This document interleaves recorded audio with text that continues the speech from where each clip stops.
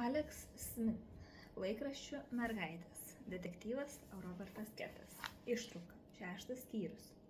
Niekada nebūna lengva. Inspektorius Porteris kalbėjo tyliai už savęs užverdamas duris. Ketas pastrynė akis, giliai įkvėpė karšto vasaros oro ir pajuto staigų norą užsitraukti cigaretę. Galvos skausmas sugrįžo, tikriausiai todėl, kad naktį pavyko pamiegoti vos valandėlę. Jam visuomet būdavo sunku užmigti naujose lovose, o praėjusią naktį dar blogiau, nesugebėjo kažkaip pradanginti krepšių su visa patalynė. Rankšluosčių užteko mergaitėms užkloti, nes jis pats visą naktį praleido dviguboje lovoje be patalynės. Tad teko tenkintis tik mėnulio šviesos šiluma. Namuose nebuvo ir jokių užuolaidų, todėl visus šaušus prakaiti saulės spinduliai smokė tiesiai į akių obuolius.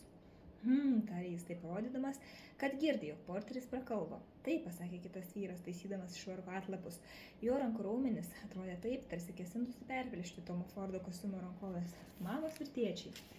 Ketas pritaramiai linktelėjo, jam teko sutikti daug dingusių vaikų tėvų ir per daug žuvusių vaikų tėvų. Jade Malone laikėsi stebėtinai gerai, bet buvo praėjusios vos kelios dienos. Dingusių žmonių artimuosius pirmomis dienomis ištinka šokas, bet palaiko viltis.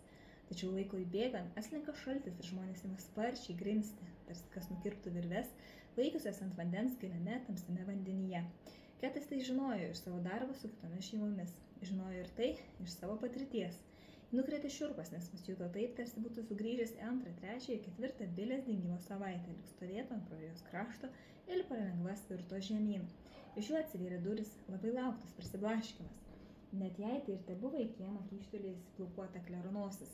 Tai buvo visiškai beprasmiška Ketai suburbėjus, nes jau kalbėjomės su ponia Malone kelis kartus. Nebuvo reikalo vėl jos varginti.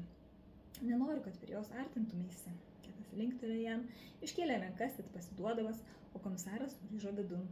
Jis prasižiojo Ketas už duris ir vėl prasivėrė. Ir taip pat nenoriu, kad kalbėtum su Kone šeima, supranti, paliepė viršininkas, mes patys su tuo jau susitvarkėme. Kileras trinktelėjo už savęs duris, bet tik sekundėlė, jos vėl atsidarė ir iš jų 3. kartą išniro piktas komisaro veidas. Ir kad jau pradėjau apie tai galvoti, nusikaltimo vietoje tavęs mums taip pat nereikia. Kriminalistai jau ten ir taip dirba, tad jiems mažiausiai reikia, kad reiktum ant įkalčių. Ar supranti? Jis nelaukė atsakymų ir vėl išnyko, o gatve nuvilnijo užtrenkiamo durų aidas.